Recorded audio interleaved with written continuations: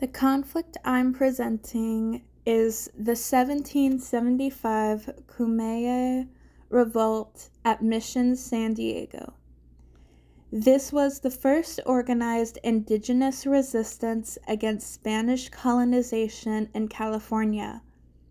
Before we get to the actual revolt, we need to start at the beginning.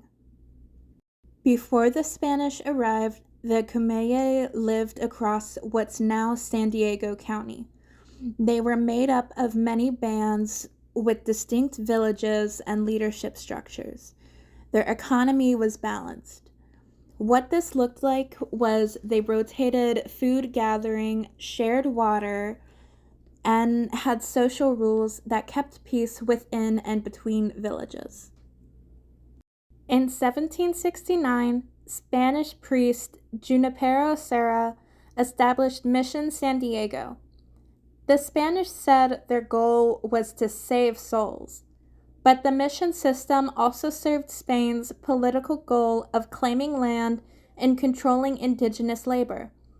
Kumeyaay communities were pressured to convert to Christianity, abandon traditional beliefs, and work for the mission. This created immediate conflict over land, freedom, and culture. In the year of 1775, about 600 Kumeyaay warriors surrounded the mission.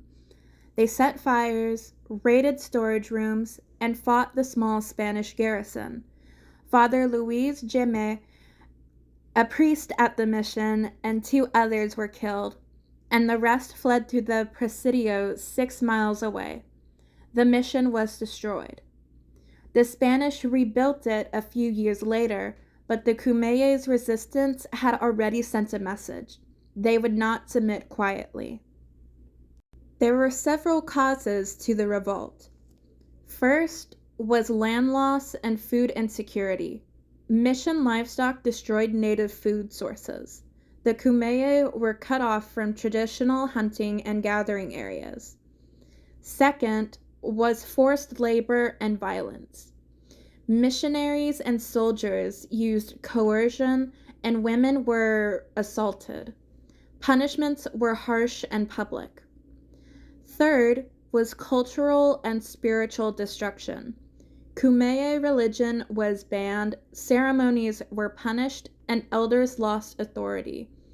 From a peace and justice view, all of these are examples of structural violence, harm built into systems that deny people their autonomy and humanity. After the revolt, Spanish officials rebuilt the mission and tightened control. The priests increased surveillance and demanded greater obedience. But the Kumeyaay didn't stop resisting. They continued smaller acts of defiance, fled the missions, and preserved their traditions in secret. Over time, Spanish records show ongoing fear of further uprisings. The revolt became a warning that the mission system wasn't stable. The Kumeyaay never regained full freedom, but they maintained their identity and passed their history forward. From the Spanish missionaries' viewpoint, the mission system was an act of service and faith. They believed they were civilizing and saving the indigenous population. Letters from the time show that priests like Father Vincent Fuster saw the revolt as the work of the devil, not as a reaction to Spanish abuse, but as an evil resisting God's will. The soldiers viewed the indigenous population as laborers and subjects of the crown. To them, the revolt was a betrayal. They saw their religion and authority as legitimate and believed the violence proved that the Kumeyaay were uncivilized. This mindset reflected a colonial worldview. The Spanish assumed their version of peace was universal. They didn't understand that their presence destroyed an already functioning social and spiritual system. From the Kumeyaay perspective, the Spanish were invaders. Mission expansion meant stolen land, destroyed food resources, and attacks on their families. Soldiers were known to rape Kumeyaay women and punished those who resisted. People were taken from their villages, forced to work, and separated from their families. Their traditional religion and ceremonies were outlawed. The Kumeyaay saw the mission as a direct threat to their survival and identity. The revolt was organized by leaders from about 15 villages. It wasn't chaos, it was planned resistance. The Kumeyaay wanted to push the Spanish out and protect their way of life. They weren't fighting for conquest or power. They were fighting to stop the exploitation and regain control of their land.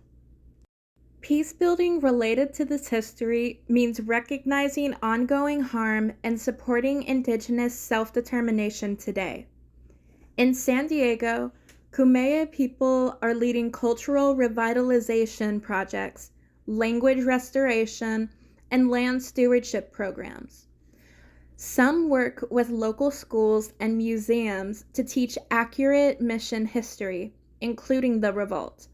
The Museum of Us in Balboa Park, San Diego, is collaborating with the Kumeyaay and over 300 plus tribes nationwide and internationally to accurately tell their stories and histories, including those impacted by colonization. The 1775 Kumeyaay Revolt was more than an isolated event. It exposed the conflict between colonization and survival, between imposed religion and indigenous belief, between control and freedom. The Spanish saw it as a rebellion. The Kumeyaay saw it as justice. From a peace and justice standpoint, peace built on oppression is not real peace. The Kumeyaay Revolt reminds us that when systems deny people dignity, resistance becomes necessary. And today, the Kumeyaay are still here, teaching, preserving, and rebuilding what was taken. Their survival is the strongest peace-building act of all.